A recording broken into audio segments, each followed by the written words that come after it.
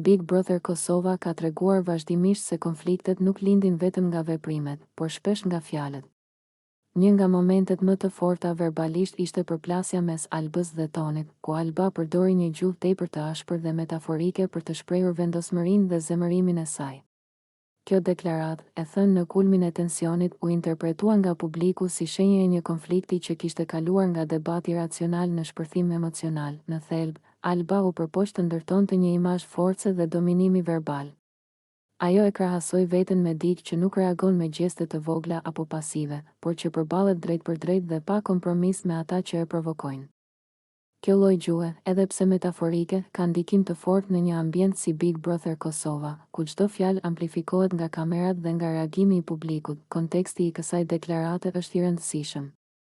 Tensioni mes Albës dhe Tonit kishte kohë që po rritej, i ushqyer nga keqkuptime, replika të nënkuptuara dhe ndjesia e mungesës së respektit.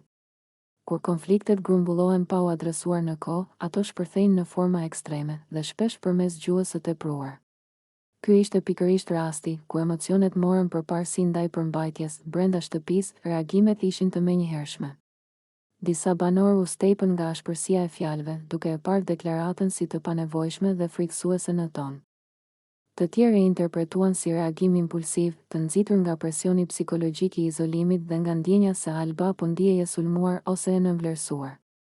Kjo ndarje reflektuan mënyrën se si publiku i Big Brother Kosova e përjeton konfliktin. Një pjesë kërkon spektakël, tjetra kërkon përgjegjësi. Nga këndvështrimi psikologjik, përdorimi i gjuhës ekstreme shpesh është shenjë e mbingarkesës emocionale.